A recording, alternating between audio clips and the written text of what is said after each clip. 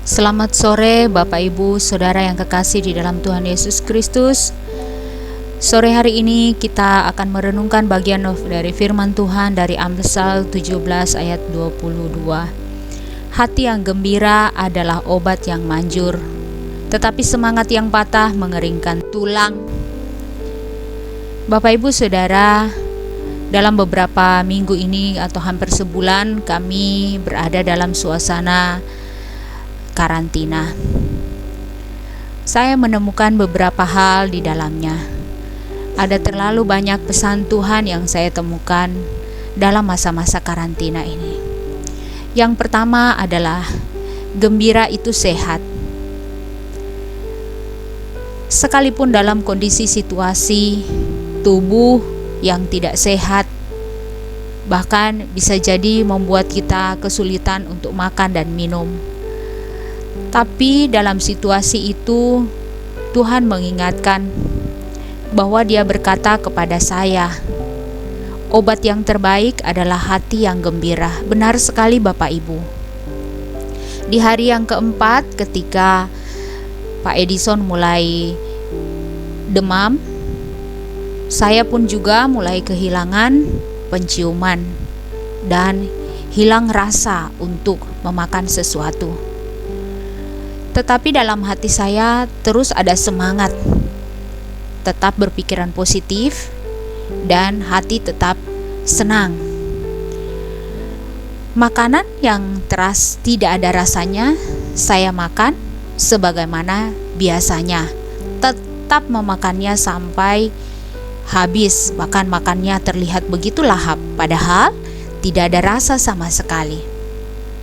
Memang penciuman saya tidak stabil, tetapi saya berusaha untuk mengendalikannya dengan mengelolanya dengan mencium semua bau yang ada seperti parfum, kemudian makanan ataupun buah-buahan. Hati yang kecanduan dengan kegembiraan itu tidak sia-sia. Memang terlihat begitu sulit, apalagi di tengah kita menghadapi COVID-19 ini. Tuhan memaksudkan bagian firman Tuhan ini agar dalam keadaan apapun, saya dan Bapak Ibu tetap merasakan penghiburan dari Tuhan. Sungguh merupakan rahmat yang besar yang Allah beri kepada kita. Dia mengizinkan bahwa kegembiraan itu harus selalu ada, apapun alasannya, karena itu adalah obat. Namun sebaliknya Bapak Ibu, kesedihan-kesedihan atau pikiran-pikiran yang negatif itu membuat semangat kita patah. Jelas sekali. Saya belajar dari situasi COVID-19 ketika Pak Edison mengalami sakit. Dia panas tinggi dan memang dia agak kesulitan untuk tidur, dan dia merasa bahwa dia lelah dengan panas yang tinggi ini. Tapi saya terus memberi dia semangat. Semangatlah untuk melawan semuanya. Kalau Tuhan memberi kita kesempatan untuk senang, berarti Tuhan juga memberi kita kesempatan untuk merasakan yang namanya sakit. Tapi Tuhan beri kita kemampuan untuk melewatinya. Jangan patah semangat, berjuanglah melewati semuanya. Saya belajar dari hal ini. Bagaimana caranya untuk berjuang? Mengikuti semua aturan yang ada, mengikuti semuanya saran yang ada, dan tetap menjalaninya dengan hati yang sukacita, bukan melewatinya dengan penuh tekanan. Puji Tuhan Bapak Ibu, hati yang gembira adalah obat yang manjur, tetapi semangat yang patah mengeringkan tulang. Dan dalam situasi apapun Tuhan ingin mengajarkan kepada kita bahwa tidak ada alasan untuk kita tidak bergembira, sekalipun itu dalam kesulitan. Karena Ia adalah Allah yang memberi kita kesempatan untuk melewatinya,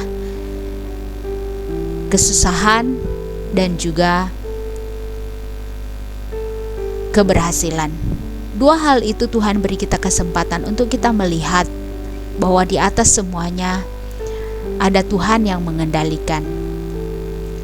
Bapak Ibu Saudara yang kekasih di dalam Tuhan Yesus Kristus, oleh sebab itu kita harus selalu berjaga-jaga dan berdoa, melawan segala kecenderungan hati kita ketika kita melihat segala situasi. Kita mungkin bisa bersedih hati, tapi ingatlah bahwa kecenderungan itu akan terus membawa kita dalam pencobaan. Tetapi dalam situasi hati yang gembira akan membawa kita dalam sukacita yang besar, menghargai pemberian Tuhan, menghargai kesempatan yang Tuhan beri, dan tetap berpikir positif.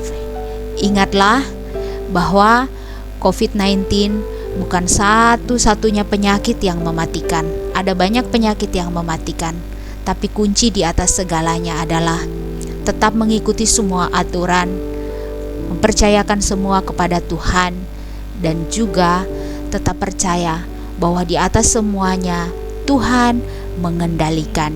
Tetaplah bergembira sekalipun kita ada dalam kesulitan, karena Tuhan tahu sampai di mana batas kemampuan kita melewatinya. Ini renungan kita malam hari ini. Selamat malam, Tuhan Yesus memberkati.